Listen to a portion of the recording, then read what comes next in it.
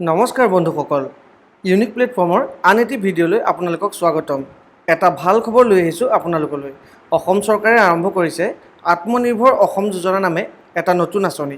এই আঁচনিৰ দ্বাৰা অৰ্থনৈতিকভাৱে দুৰ্বল আৰু বঞ্চিত মহিলাসকল উপকৃত হ'ব পাৰিব। ইয়াৰ অধীনত প্ৰায় 4 লাখ পৰিয়ালে এই সুবিধা লাভ কৰিব।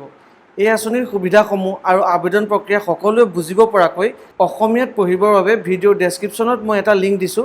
সেই লিংকটোত ক্লিক কৰি আপোনালোকে সম্পূৰ্ণ অসমীয়াত এই কথাখিনি সহজভাৱে পঢ়িব পাৰিব। তথাপি মই ভিডিঅ'ত সম্পূৰ্ণকৈ আপোনালোকক বুজাবলৈ চেষ্টা কৰিছোঁ। ভিডিঅ'টো শেষলৈকে চাব আৰু চেনেলটো ছাবস্ক্ৰাইব কৰিব।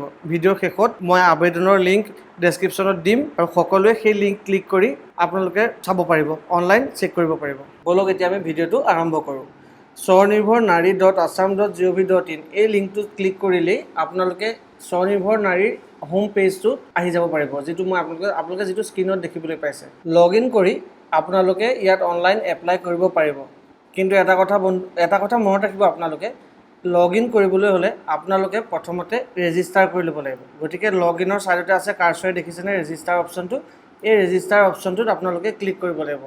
এই যিটো হোম পেজ আছে, হোম পেজৰ একেবাৰে কাষত আছে ৰেজিষ্টাৰ বুলি এটা অপশ্যন আছে, লগ ইনৰ কাষতে। তাত ক্লিক কৰি আপোনালোকে এই প্ৰথমতে নিজকে ৰেজিষ্টাৰ কৰিব লাগিব। ৰেজিষ্টাৰ কৰিবলৈ হ'লে প্ৰথমে চব কাৰ্চৰে দেখাইছোঁ, নাম, আধাৰ নাম্বাৰ, ভোটাৰ কাৰ্ড, তাৰপিছত মোবাইল নাম্বাৰ, ভোটাৰ কাৰ্ড মানে ভোটাৰ আই ডি নাম্বাৰ, তাৰপিছত এই মোবাইল নম্বৰ, যদি মেইল আই ডি আছে মেইল আই ডি, দেউতাকৰ নহ'লে হাজবেণ্ডৰ নেম, DOB, জেণ্ডাৰ, কাষ্ট আৰু পিনক'ড এইকেইটা ফিল আপ কৰিব লাগিব। আৰু লগতে আপোনাৰ এটা আছে চাওক, যদি আপুনি ফিজিকেলি ডিজেবল হয় তেতিয়াহ'লে য়েছ নহ'লে ন' দিব। আৰু তাৰ তলতে আছে আপোনালোকৰ ইনকম, বাৰ্ষিক ইনকম কিমান হ'ব। বাৰ্ষিক ইনকম 0ৰ পৰা 50,000 দেখাব পাৰিব, 50,000ৰ পৰা 1 লাখ দেখাব পাৰিব, 1 লাখৰ পৰা 2 লাখ দেখাব পাৰিব। তাৰপিছত আপোনালোকে ডিষ্ট্ৰিক্ট ছিলেক্ট কৰিব আৰু আপোনালোকে এছেম্বলি ছিলেক্ট কৰিব। তাৰপিছত আপোনালোকৰ যদি মিউনিচিপালিটি এৰিয়া হয় তাৰ ছাইডত আছে মিউনিচিপালিটি, যদি ব্লক এৰিয়া হয় ব্লক ছিলেক্ট কৰিব। ছিলেক্ট কৰি আপোনালোকে এইখিনি নিজৰ ভিলেজখিনি ছিলেক্ট কৰিব। আৰু এটা অপশ্যন তলত আছে দেখিছেনে, এড ভিলেজ অপশ্যন। যদি ওপৰত আপোনালোকৰ ভিলেজটোৰ নাম নাথাকে তেতিয়া এড ভিলেজ অপশ্যনটো ক্লিক কৰি তেতিয়া আপোনালোকে নিজৰ ভিলেজৰ নামটো লিখিব পাৰিব। আৰু তাৰ তলতে আছে চাওক YARN পাছবুক ডিটেইলছ। এই ডিটেইলছখিনি যদি আপোনাৰ আছে তেন্তে এইখিনি দিব, নিদিলেও কোনো কথা নাই। শেষত এটা অপশ্যন আছে চাওক, লগ ইন ডিটেইলছ, ইউজাৰ নেম। আপোনালোকে লগ ইন হ'বৰ কাৰণে এটা ইউজাৰ নেম লাগিব, এটা নিজৰ ইউজাৰ নেম তাত দিব।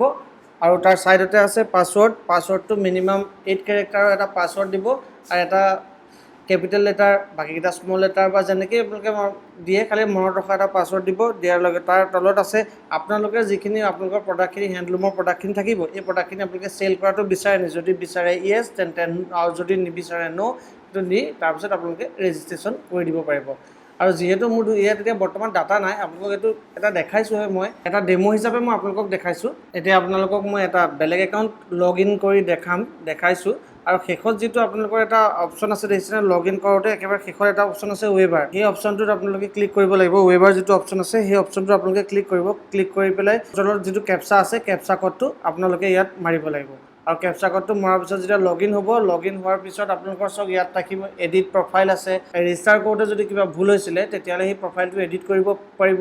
আকৌ আপোনাৰ যদি ফটো আৰু ডকুমেণ্টছখিনি ইয়াতে আপলোড কৰিব লাগিব। ইয়াত আপোনাৰ ফটো লাগিব, ভোটাৰ ID কাৰ্ড লাগিব, তাৰপিছত আধাৰ কাৰ্ড লাগিব আৰু পাছবুক লাগিব। এইখিনি বস্তু আপোনালোকে ইয়াত এড কৰিব পাৰিব, ইয়াত আপোনালোকে আপলোড কৰিব লাগিব। এইখিনি মই আপোনালোকক দেখাই আছোঁ, আপোনালোকে নিজেও বুজি পাব। আৰু আপোনালোকে ইয়াত দেখিছে, আপোনালোকে এপ্লিকেশ্যন ফৰ্মখনো আপোনালোকে ইয়াত চাব পাৰিব। আৰু এই পিছত ৰেজিষ্ট্ৰেশ্যন চাৰ্টিফিকেটখনো আপোনালোকে ইয়াতে পাব। আৰু পে'মেণ্টৰ গোটেই প্ৰচিডিঅ'ৰখিনিও আপোনালোকে ইয়াতে চাব পাৰিব। আৰু আপোনালোকৰ যদি কিবা প্ৰডাক্ট থাকে তেতিয়া এড প্ৰডাক্ট কৰি পেলাই ইয়াত আপোনালোকৰ কি প্ৰডাক্ট আপোনালোকৰ আছে চেল কৰিব পাৰিব, এইখিনি আপোনালোকে ইয়াত দিব পাৰিব। আৰু আপোনাৰ যিখিনি চব মই দেখাইছোঁ, ক্লিক কৰি এপ্লিকেশ্যন ফৰ্মখন এই ধৰণে আপোনালোকৰ এখন এপ্লিকেশ্যন ফৰ্মখন আহি যাব। এইখন আপোনালোকে প্ৰিণ্ট কৰি ৰাখি দিব। কিন্তু বৰ্তমান এইটো আপোনাৰ ভেৰিফিকেশ্যন পেণ্ডিং দেখাই আছে।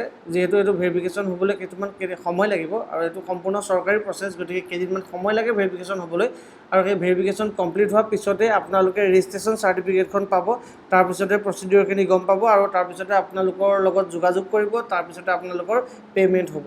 কিন্তু মই এইখিনিতে আপোনালোকক এটা কথা ক'ব বিচাৰোঁ, এই গোটেই প্ৰচেছখিনি আপোনালোকক জাষ্ট মই দেখাইছোঁ কেনেকৈ কৰিব লাগে, কি কৰিব লাগে। কিন্তু এই গোটেই কামখিনি আপোনালোকে ৰেজিষ্ট্ৰেশ্যন প্ৰক্ৰিয়াটো বা ফটো আপলোডেই হওক ডকুমেণ্টছ আপলোডেই হওক এইখিনি যদি আপোনালোকে ওচৰৰ যিকোনো কম্পিউটাৰ চেণ্টাৰত কৰে তেতিয়া বেছি ভাল হয় আৰু সম্পূৰ্ণ শুদ্ধকৈ তেওঁলোকে কৰিব পাৰিব যিহেতু তেওঁলোকৰ যথেষ্ট তেওঁলোকৰ এক্সপিৰিয়েঞ্চ বেছি আপোনালোকতকৈ গতিকে তেওঁলোকে সম্পূৰ্ণ শুদ্ধকৈ এইখিনি আপোনালোকক কৰিব পাৰিব ভিডিঅ'টো শেষলৈকে চাই থকাৰ বাবে ধন্যবাদ পুনৰ আহিম এটা নতুন ভিডিঅ'লৈ